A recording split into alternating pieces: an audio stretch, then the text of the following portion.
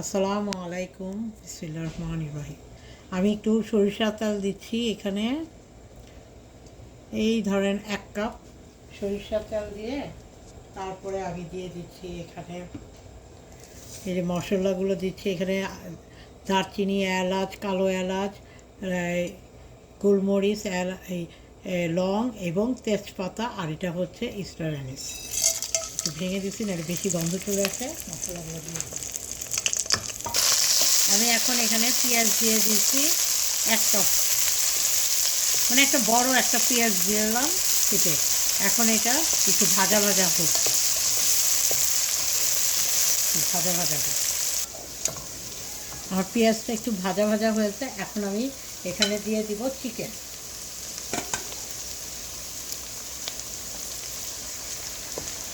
এখন চিকেন দিয়ে দিচ্ছি।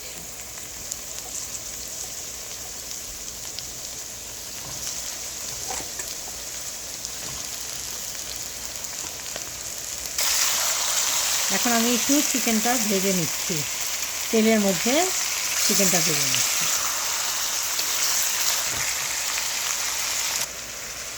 আমার চিকেনটা ভাজা হয়ে গেছে। এখন আমি এখানে আদা রসুন বাটা দিচ্ছি 2 চামচ। একটু বেশি পৌঁছা করেই দিচ্ছি, বেশি করে।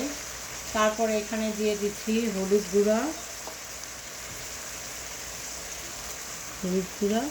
1.5 চামচ, তাহলে কালারটা সুন্দর আসবে। 1.5 চামচ সে হলো 2 চামচ। এখন আপনারা আপনাদের পছন্দ মতো দিন ঝালটা। আমি এখানে 2 চামচ, তবে আমার মরিচে এত একটা ঝাল নেই, এই আর কি। 2 চামচ দিলাম। এখন ধনিয়া গুঁড়াও দিচ্ছি আমি 2 চামচ। ধনিয়া গুঁড়াও দিচ্ছি 2 চামচ। এখন জিরা গুঁড়ো দিচ্ছি 1 চামচ। জিরা গুঁড়ো দিচ্ছি 1 চামচ দিয়ে এখন নাড়া দিব।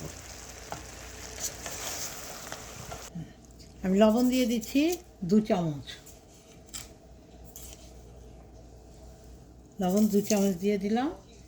এখন আরেকবার নাড়া দিয়ে কষানোটা।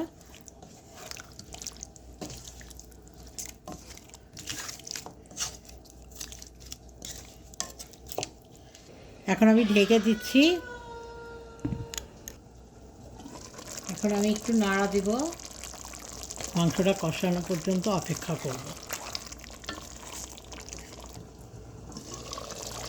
আমার মাংসটা কষানো হয়ে গেছে, কষানো। এখন আমি এখানের মধ্যে দিয়ে দিচ্ছি হচ্ছে কিছু রসুন কেটে রাখছি, সেই রসুন দিয়ে দিচ্ছি। কিছু রসুন দিয়ে দিলাম।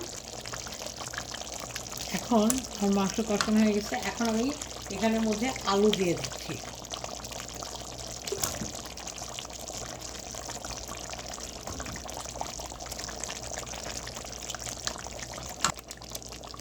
আমি এখন আলুটা কষানোর জন্য রেখে দিলাম। এখন আমার আলুটাও কষানো হয়ে গেছে। এখন আমি একটু এখানে পানি দিয়ে ঝোল দিচ্ছি।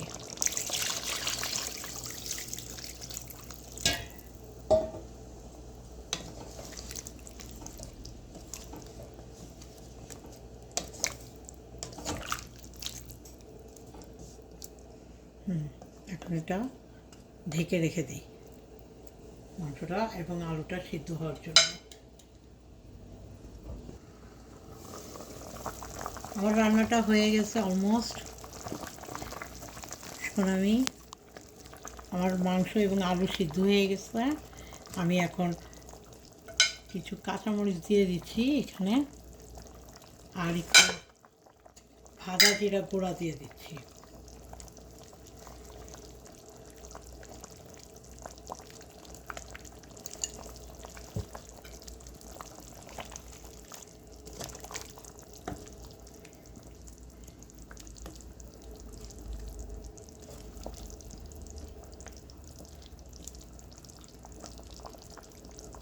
আমার রান্না শেষ। কিছুক্ষণ দমে রেখে দেব। আমি কিছুক্ষণ দমে রেখেছি। এখন আমার রান্না শেষ, আমি চুলা বন্ধ করে দিয়েছি। আপনারা এইভাবে রান্না করে দেখবেন, খেতে খুব মজা হয়। এটা ভাতের সাথে, পোলাওর সাথে, রুটি পরোটার সাথে খেতে খুব ভালো লাগে। আপনারা আমাকে সাপোর্ট করবেন। আপনারা সবাই ভালো থাকেন। আল্লাহ হাফেজ।